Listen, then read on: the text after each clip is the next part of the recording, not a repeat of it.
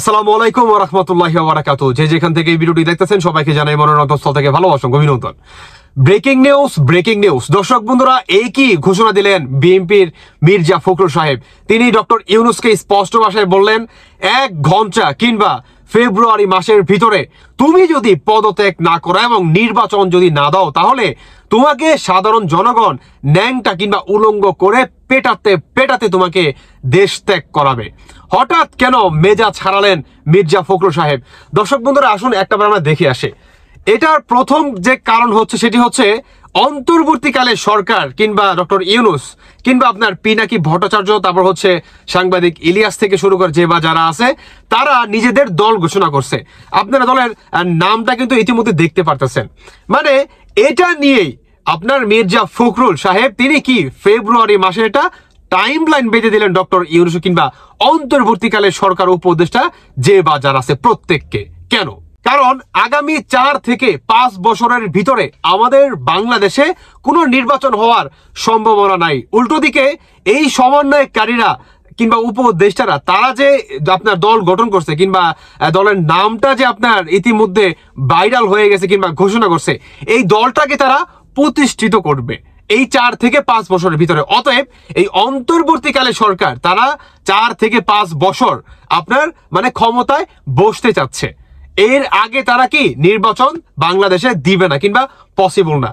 এটার পিছনে আরো একটি রিজন আছে, সেটি হচ্ছে আপনার ডক্টর ইউনূস তিনি কিন্তু বলেন যে ফেব্রুয়ারি মাসেই আপনার মানে নির্বাচন হওয়ার একটা সম্ভাবনা আছে। আমি কিন্তু একটা ভিডিওতে বলছিলাম যে ডক্টর ইউনূস তিনি যখন নাকি ফেব্রুয়ারি মাস মানে অতি নিকটে আসবে, তিনি তখন সময়টা কি আরো বৃদ্ধি করবেন, সময়টা আরো লং করবেন, মানে এত রিজন দেখায়া সময়টাকে আরো বৃদ্ধি করবেন।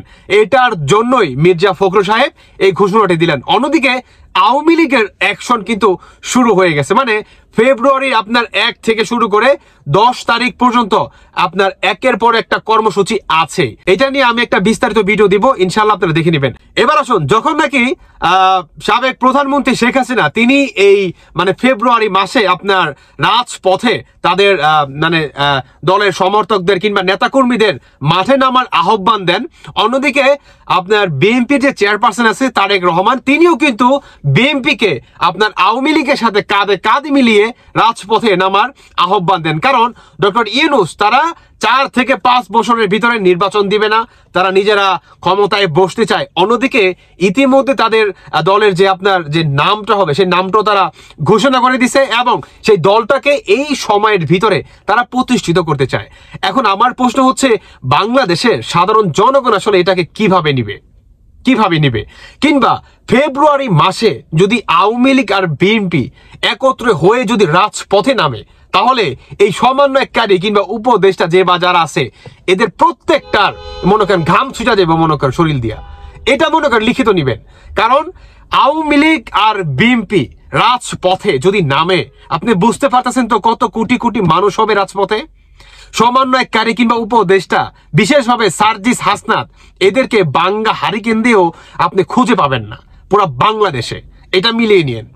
আর সাধারণ শিক্ষার্থীদের কথা বাদই দিলাম, কারণ দিন শেষে এই সাধারণ শিক্ষার্থী যে বা যারা আছে এরা কেউ না কেউ আওয়ামী লীগ কিংবা বিএনপির ঘরের কিন্তু আপনার বেশিরভাগ কিন্তু সন্তান। এটা কিন্তু আপনাকে মানতে হবে, তাই না? আর আপনি যদি নাও মানেন, এত কোটি কোটি জনগণের সামনে সাধারণ শিক্ষার্থীরা কিছুই করতে পারবে না, কিছুই করতে পারবেন না।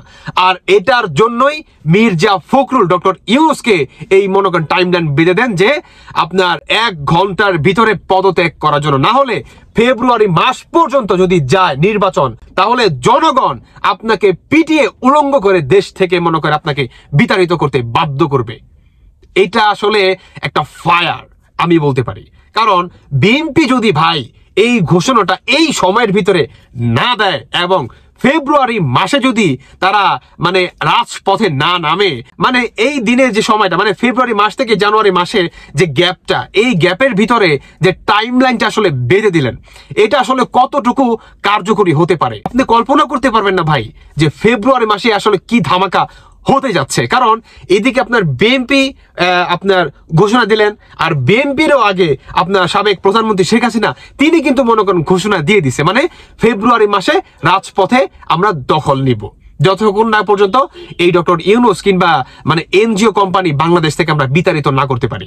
দর্শক বন্ধুরা, এই ছিল আজকের বিস্তারিত ঘটনা। বাকিটা আপনাদের ব্যক্তিগত মতামত অবশ্যই জানিয়ে যাবেন। আর ফেব্রুয়ারি মাস না, বাংলাদেশের সমস্ত তথ্য পেতে আমাদের সাথেই থাকবেন। ধন্যবাদ সবাইকে। আল্লাহ হাফেজ। আসসালামু আলাইকুম।